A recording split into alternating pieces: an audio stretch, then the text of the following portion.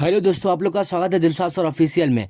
आज हम लोग जानेंगे मैट्रिक बोर्ड परीक्षा के लिए काफ़ी इंपॉर्टेंट क्वेश्चन क्लास 10th के लिए, जो 2026 में जो भी परीक्षार्थी 2026 में एग्जाम देने वाले हैं उसके लिए ये काफ़ी इंपॉर्टेंट क्वेश्चन साबित हो सकता है, क्योंकि ये बिहार बोर्ड क्वेश्चन को रिपीट करता रहता है। प्रकाश का परावर्तन किसे कहते हैं, ये क्वेश्चन कई बार पूछे हुए बिहार बोर्ड में, तो इसलिए ये क्वेश्चन काफ़ी इंपॉर्टेंट हो जाता है। एमसीक्यू क्वेश्चन है, तो इसलिए ये क्वेश्चन एक मरतबा जरूर देख करके जाइए। प्रकाश का परावर्तन किसे कहते हैं या प्रकाश के परावर्तन के कितने नियम है, आज हम लोग इस वीडियो के माध्यम से जानेंगे कि प्रकाश का परावर्तन किसे कहते हैं, इसे कितने नियम है। तो प्रकाश का परावर्तन किसे कहते हैं या रिफ्लेक्शन ऑफ लाइट, यानी कि इसको अगर इंग्लिश में हम बोलेंगे तो रिफ्लेक्शन ऑफ लाइट किसे कहते हैं। ठीक है, तो इसका आंसर में लिखा हुआ है कि जब प्रकाश की किरण किसी दर्पण या वस्तु से टकराकर, याद रखिएगा, देखिए जब प्रकाश की किरण किसी दर्पण या वस्तु से टकराकर वापस उसी माध्यम में, देखिए वापस उसी माध्यम में लौट जाती है, तब उसे हम प्रकाश का परावर्तन कहते हैं। काफी इंपॉर्टेंट क्वेश्चन, ये क्वेश्चन कई बार मैट्रिक बोर्ड परीक्षा में देखने को मिलता है, इसलिए ये क्वेश्चन काफी इंपॉर्टेंट साबित हो सकता है जो भी परीक्षार्थी 2026 में मैट्रिक बोर्ड परीक्षा देने वाले हैं। क्योंकि अब एक महीना आपके पास रह गया है, मात्र एक महीना, क्योंकि आज 18 जनवरी हो गया है, तो इसलिए ये क्वेश्चन काफी इंपॉर्टेंट हो जाता है।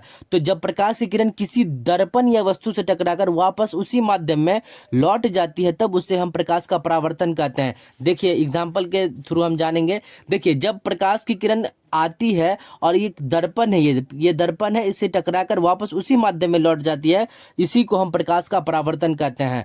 जो किरण आएगी उसको हम आपतित किरण बोलेंगे और जो किरण जाएगी उसको हम परावर्तित किरण बोलेंगे। और बीच में जो लाइन देख रहे हैं ये अभिलंब हो गया। ठीक है, ये अभिलंब हो गया, ये भी काफी इंपॉर्टेंट है, क्योंकि ये जो सूत्र आता है R =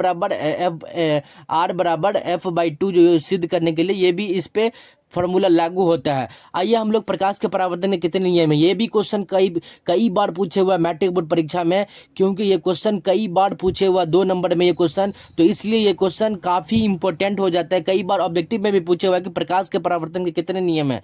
तो आइए हम लोग पहला नियम के बारे में जानते हैं। प्रकाश के परावर्तन के 2 नियम है। पहला नियम है आपतित किरण, परावर्तित किरण तथा अभिलंब तीनों एक ही समतल में होता है। याद रखिएगा कि आपतित किरण, परावर्तित किरण और अभिलंब जो है वो तीनों एक ही समतल या तल में होता है। ठीक है, याद रखिए, काफी इंपॉर्टेंट क्वेश्चन है कि प्रकाश के परावर्तन के कितने नियम है। तो पहला नियम में लिखिएगा कि आपतित किरण यानी कि जो आने वाली किरण है, परावर्तित किरण जो जाने वाली किरण है, तथा अभिलंब, ये तीनों क्या है, देखिए यहाँ पे ये तीनों एक ही तल में है कि नहीं, एक ही समतल में है, यानी कि एक ही तल में है, तो ये तीनों एक ही तल में होना चाहिए। पहला नियम कहता है कि आपतित किरण, परावर्तित किरण तथा अभिलंब तीनों एक ही समतल या तल में होना चाहिए। ठीक है, और दूसरा नियम एकदम आसान है। दूसरा नियम आपतन कोण परावर्तन कोण के बराबर होता है। आपतन कोण का मान परावर्तन कोण के बराबर होता है। हम लोग एक फॉर्मूला पढ़ते हैं कि साइन आई बराबर साइन आर। ये क्वेश्चन ऑब्जेक्टिव में भी देखने को मिल सकता है कि साइन आई बराबर साइन आर किसका नियम है, तो प्रकाश के परावर्तन का नियम है, यानी कि साइन आई बराबर साइन आर, यानी कि आपतन कोण परावर्तन कोण के बराबर होता है। तो इसी तरह हम लोग फिजिक्स का प्रकाश का परावर्तन के बारे में जाने और प्रकाश के परावर्तन के कितने नियम है इसके बारे में जाने। तो आप लोग को ये वीडियो कैसा लगा, अगर अच्छा लगा हो तो लाइक जरूर कीजिएगा, और चैनल पर नए हो तो चैनल को जरूर सब्सक्राइब कर लीजिएगा और एक प्यारा सा कमेंट भी कर लीजिएगा। मिलता है नेक्स्ट में, तब तक के लिए जय हिंद, जय भारत।